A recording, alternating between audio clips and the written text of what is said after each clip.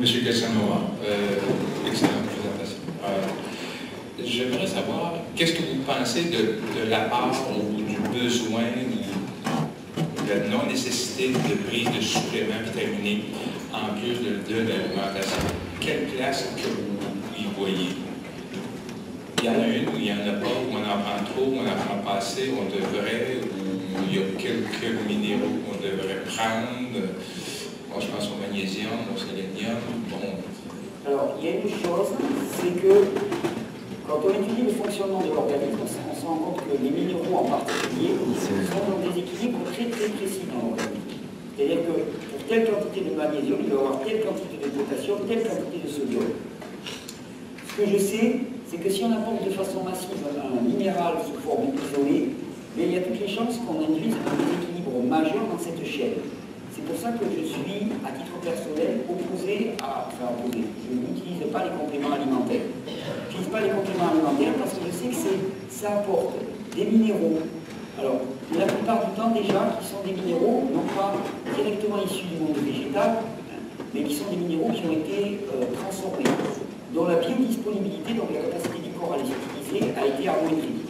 Parce qu'il y a une chose qu'on ignore trop, c'est que l'humain, il ne peut pas se nourrir de n'importe quel minéral. Imaginons qu'on prenne un grain de sable, on le réduise aussi petit que l'on veut. Le grain de sable, ça contient de la silice, par exemple, du silicium. On le réduit aussi petit que l'on veut, assez petit pour qu'il puisse passer au travers des intestins, qu'on puisse l'assimiler. Eh bien, ce grain de sable, on va l'assimiler, il va passer dans le sang, jamais il ne pourra nourrir une cellule. Pourquoi? Parce que l'humain, il a une caractéristique, il est hétérotrophe. Il y a les organismes qui sont hétérotrophes et les organismes qui sont autotrophes. Les autotrophes, c'est les plantes. Ça veut dire qu'ils peuvent construire leur matière à partir des minéraux issus du sol. Les minéraux issus du sol, eh bien, ils vont être aspirés par la plante, monter au niveau des feuilles, et là, ils reçoivent de l'énergie lumineuse, ce qu'on appelle la photosynthèse. À ce moment-là, quand ils reçoivent de l'énergie lumineuse, ils sont transformés, non pas dans leur qualité, le calcium restera toujours du calcium, par contre, ils reçoivent ce qu'on appelle des charges électromagnétiques spécifiques. Et c'est une fois qu'il a été transformé comme ça, que l'humain, qui est un hétérotrophe, donc qui ne peut tirer sa substance minérale que des plantes, va pouvoir les utiliser. C'est-à-dire que ces minéraux, ils sont utiles et utilisables par l'humain que parce qu'ils ont cette charge électromagnétique. Dans la plupart des compléments, cette charge électromagnétique, elle est très fortement perdue. Ce qui fait que nombre de ces minéraux ne vont pas être utilisables, ils vont venir s'accumuler dans le corps. Et ça donne tous des phénomènes de calcification et ainsi de suite. Donc ça, c'est un premier point. Deuxièmement, je sais aussi que quand on apporte un minéral de façon massive dans l'organisme, ça risque de déséquilibrer fortement.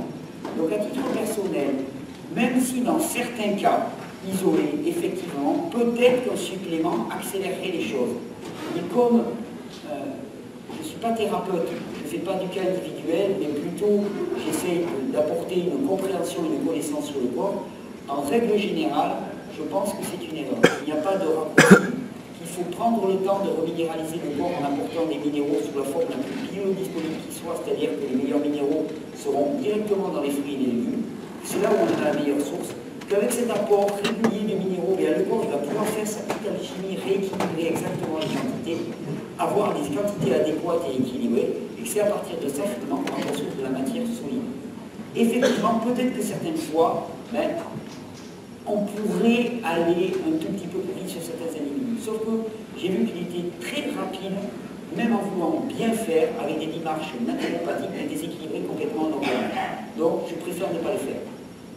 Les seuls compléments que j'utilise, ce ne sont pas vraiment des compléments, ce sont des plantes médicinales que j'utilise pour activer ce qu'on appelle l'élimination, c'est-à-dire le fonctionnement des reins, le fonctionnement des intestins, la décongestion des organes.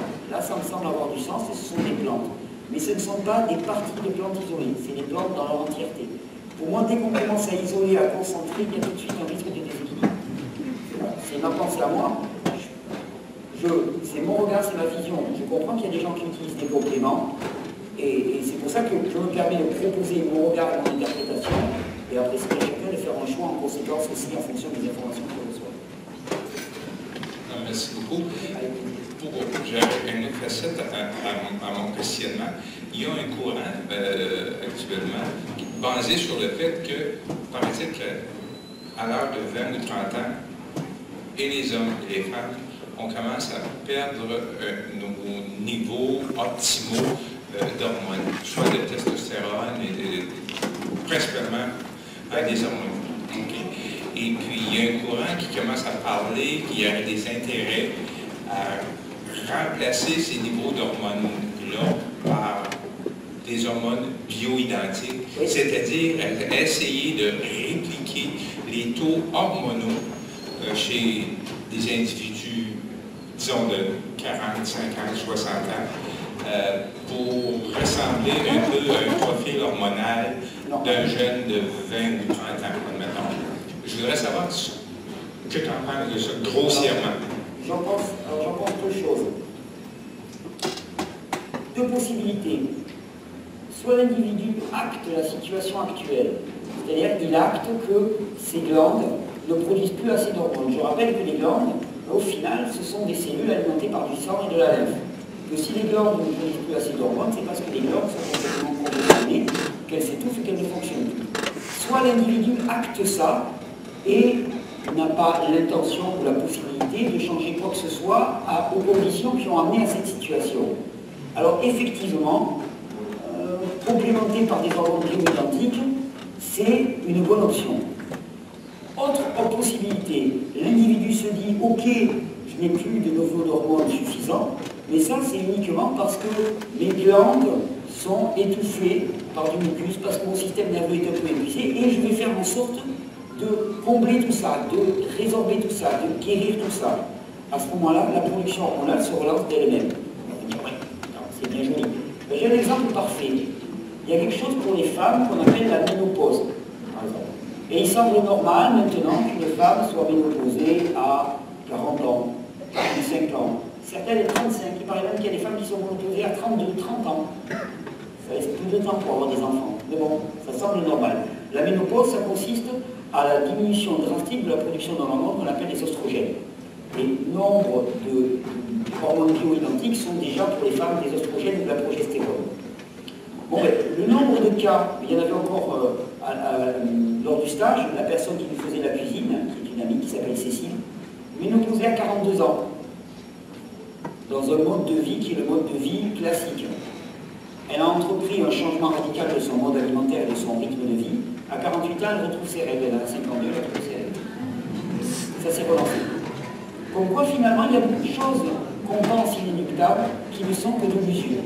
Et une bonne part de ce qu'on appelle le vieillissement, que ce soit au niveau minéral, le blanchiment des cheveux, qui est une déminéralisation, que ce soit au niveau hormonal, la ménopause, l'andropause, la perte de libido, ne sont que des phénomènes d'usure. Usure pourquoi? Parce que finalement, on a dilapidé notre capital beaucoup plus vite qu'on aurait dû le faire, et puis qu'au départ, on a eu un capital qui était assez lacunaire. Parce que les parents, en termes minéral particulièrement, eh ben, ils donnent aux enfants ce qu'ils peuvent donner. Et ce qui fait que si les mères sont déjà déminéralisées, eh ben, elles donnent aux gamins ce qu'elles peuvent sur leur déminéralisation. Et puis comme ça, d'échelle, d'âge en âge en âge en âge, c'est de pire en pire. Si on ne regarde pas, eh ben, c'est de pire en pire. Et il y a un phénomène qui se passe au niveau des femmes, je vais m'arrêter à ce niveau-là, mais quand les femmes donnent naissance aux enfants, il arrive très souvent qu'elles expérimentent, enfin très souvent, ça arrive qu'elles expérimentent des grands moments de dépression. Ça c'est terrible, j'imagine, pour une mère, elle vient d'accoucher, ça doit être le meilleur moment de sa vie, et là elle ne comprend pas, elle est en dépression. Qu'est-ce qui se passe? L'enfant, il s'est constitué, les tissus de l'enfant, ils se sont constitués à partir de minéraux. Je dis que tous les tissus sont constitués de minéraux. Eh bien, la mère, elle a donné une grande partie de ces minéraux à son enfant, en particulier le calcium. Quand il y a un déficit en calcium, on tombe en dépression. Le calcium est le minéral qui est en jeu particulièrement dans la dépression. La mère est simplement en déficit de calcium. Elle n'est pas une mauvaise mère, c'est pas qu'elle n'aime pas son enfant. Et Dieu sait que souvent j'ai entendu des histoires dans lesquelles on faisait culpabiliser les mères, c'est pas ça, c'est qu'elle est juste décalcifiée. Pourquoi? Parce qu'elle avait un taux de minéraux qui était riche au sec, que son enfant lui en a pris la majorité, et qu'elle est encore plus déminéralisée. D'ailleurs, il y a un nombre de mères qui voient leur santé décliner de façon drastique après avoir accouché. Pourquoi? Parce qu'elles ont mis leur dernière énergie, leurs derniers minéraux, leur dernière énergie nerveuse, leurs dernières hormones dans la conception de cet enfant. C'est pour ça que souvent je dis aux gens, avant d'avoir un enfant, mais vous pouvez attendre un an ou deux, allez-y sur les minéraux, allez-y sur le repos, regardez-vous, et ça sera d'autant plus facile d'avoir des enfants, ce sera une expérience d'autant plus épanouissante pour vous, et vous aurez des gamins qui auront un capital à la naissance qui sera supérieur à ce qu'il aurait pu être. Ce sera positif. Merci.